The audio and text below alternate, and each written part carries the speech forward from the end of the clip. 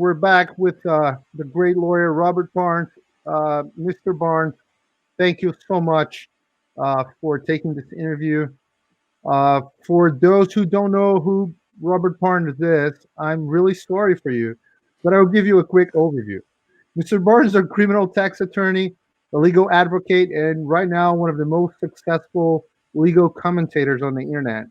As a lawyer, he has he has had and still has some very high profile clients, such as the actor Wesley Snipes, some of the Covington Catholic high school kids, the former presidential candidate Ralph Nader, Alex Jones, who a lot of you like very much, just to name a few. He also has a weekly show with the Canadian attorney Viva Fry, which is one of the most successful political legal podcasts on YouTube, and currently my personal favorite podcast. I have to say, the first time I heard about it was through my friend Marcelo de Paulo, who is joining us in this interview. I watched and I was like, isn't this guy the villain from Iron Man 1? Because you look a lot like him. Then a week after, I learned so much with you, Mr. Barnes, that I was astonished. So a lot of the information I've been providing to my audience comes straight from you, Mr. Barnes, and that's why this interview is such a great pleasure. Absolutely, glad to be here. Did I say anything incorrect or imprecise, or do you want to add anything to the introduction? No, that's a great introduction. Okay, so let's start with, of course, the 2020 election. As I understand, most of the weapons that Trump had on his belt to overturn the results are now gone, one way or the other. I mean, recount, recanvassing, risk limiting audit, most lawsuits, including the Supreme Court ones, and we talked a lot of this year about the Texas one, based on a lot of information you put out on your local board. Convincing the state legislators to overturn the popular vote, it's also gone. And it's all gone, at least from a practical perspective, I'd say, right? So all that's left is the certification of the electors by Congress next week, or a little bit more than a week from today. My question is, what's going to happen on January 6th? And does Trump still have a chance, or is it like a tinfoil hat crazy theory? Is he still on the game? Is it a Hail Mary, or is it more than that? It's probably around a Hail Mary. I mean, essentially, there's two possible remedies that may take place. So one is you may have the vice president assert his potential constitutional authority, because he is the only one that's given the authority to count the electors initially, to give them to Congress. He presides over the proceeding on January the 6th. And for a long time, dating only back to 1876, the 12th Amendment was passed in 1803. In its interpretation in 1876, the last time we had a major contested presidential election was that the vice president could, as president of the proceedings, he could decide which electors to choose if he thought the electors were contested. And so they call it the Pence card here in the States. There's actually some congressmen have sued to require him to exercise his obligations in that regard. And so there's a possibility. The first possibility is, does Pence read out the electors from the Republican electors from those contested states that submitted their electors to him? Does he just simply not read out the governor certified electors and contest those? So he has multiple options out of the gate. I don't anticipate he will do anything other than read what the governors certified as electors, but at least theoretically, he has the power to say, no, I'm not going to participate. I'm not going to certify electors that I have reason to believe have not been qualified, or I am going to read out multiple electors when they both have been submitted to me. So he at least theoretically has that authority. And as a liberal legal scholar said just last year in a 2019 Law Review article in Loyola Law Review, there is a substantial historical pedigree that says Pence has that power. Today, the media in America is pretending they've never heard of this notion. even though we've had it again. That's what the 12th Amendment says under the Constitution, and that's been there since 1803. This is how it was interpreted in 1876. They just ultimately went with a different compromise, so the vice president never asserted that potential authority that he had. But by the idea that it's somehow new or novel or unprecedented or unparalleled is nonsense. It's rooted deep in our constitutional history. The big question is, will Pence step up to the plate? Some Trump supporters hope and believe that he will. I'm more on the skeptical side because Pence is more of an institutional guy than he is a deep-seated Trump supporter.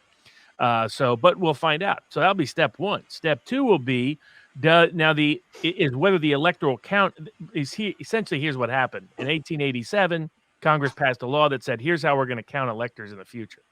There's always been a constitutional legal debate in the United States as to whether or not that law is binding on future Congresses, because theoretically it shouldn't be. Theoretically, the newly elected Congress could set its own rules for how to determine it, but it's presumed that McConnell and Pelosi will, in fact, follow the Electoral Count Act of 1887 and how they go about certifying the electors. If they do, then the process is that the electors the vice president reads them out. Let's assume the vice president just reads out the ones that were certified by the governors.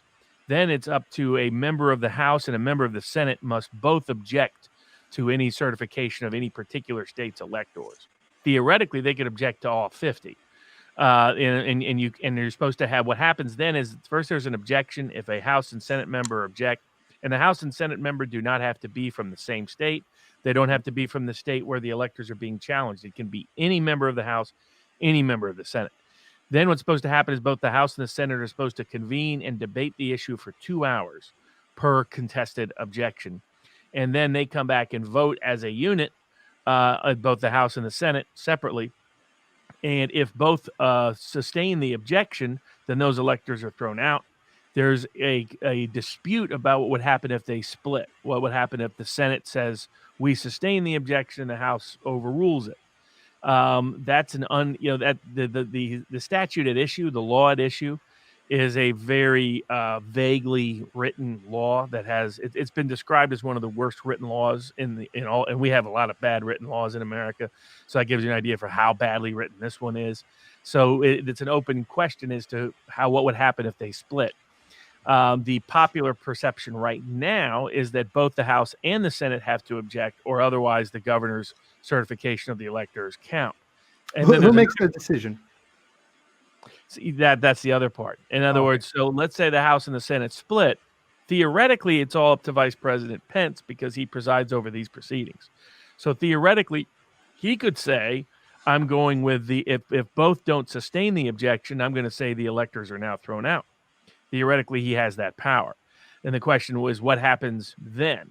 Can someone take somebody to court? I mean, right now there's congressmen suing Pence, saying that he's required to object to these electors. I don't think the courts will get involved. They've made clear they're going to hide from this issue altogether, in a rather embarrassing sign for the United States judicial system that it wants to run and hide from the most contested presidential election in over almost 150 years, 144 or so to be exact. Is a sad indicator, but I think that ultimately Pence's decision is probably non-reviewable. So that's where Pence has a lot of power, because he can decide whether to read out electors in the first place. He can decide what happens if there's a split between the chambers. He can decide a whole bunch of things because theoretically he presides over the proceedings. And if there's enough electors objected to and enough electors have their objections sustained, then the 12th Amendment has a contingent election process, which says if neither candidate has a majority of the electoral vote, then it goes to the House of Representatives to vote by state delegation, where Trump has a substantial advantage, at least theoretically. You never know when you get to Congress. But the Republicans have a substantial edge in the state delegation numbers. So that's why the ultimate constitutional remedy has always favored Trump if he could get Vice President Pence to step up and support certain forms of objections to electors. If Vice President Pence requires both chambers to overturn then it's going to be more difficult because clearly the Democrats have a majority in the House. And this will be the newly seated Congress. It's not the past seated Congress. Right. It's the newly seated Congress that decides. So even though you have the past vice president, you have a newly seated Congress that's voting on it. And the theory was constitutionally, that's the best remedy, is to let the people's representatives, in the case of a contested presidential election, pick the president. And in fact, arguably, that was always the better remedy than the courts in the first place. That was the better remedy than the state legislatures, a better remedy than the governors and secretaries of state was for Congress to step to the plate. What it is since 1876, Congress has tried to hide from this. Now they objected to the House members have objected to Republicans in every cycle since 1988. But the Senate has only joined them once. In 2004, Senator Boxer joined in objecting to Ohio's electors being certified for George W. Bush. Right. But the Senate and the House did not sustain the objection, and so George W. Bush was declared the winner. So it's uphill largely not because the facts don't support the president. There's many facts in his favor. Not because the Constitution or the law doesn't support the president, because there's a lot of arguments there in his favor. The big hurdle is that he doesn't have enough institutional allies. So he was elected because the American public was so deeply dissatisfied with how the two parties run the country. But unfortunately, they still largely run the country. And there aren't enough Trump supporters elected, particularly to the Senate, but also to even in the House, in order for him to be able to have a good chance of this prevailing. But if the Democrats had the House and the Senate, and let's just change this to 2012, and Barack Obama's alleging that mail-in balloting stole the election, like the New York Times was hinting was going to happen in 2012. They said absentee balloting is a great danger to the republic. They said it's an invitation to fraud. There's going to be granny trolling. They were scared because back then absentee balloting favored Republicans. And so Obama's camp was terrified that this was going to happen. And had what happened in this election happened in 2012, I have no doubt that a Vice President Joe Biden would read out different electors from these contested states. I have no doubt Democrats would go to bat for him full scale to defend Obama and say Obama legitimately won. I have no doubt that liberal legal scholars would be telling everybody about how this was always the way we were supposed to resolve it. But because it's Trump, they tell a different tale. They write a different script. So it's an uphill battle for Trump because he's still an outsider, but not because either the facts or the law oppose him.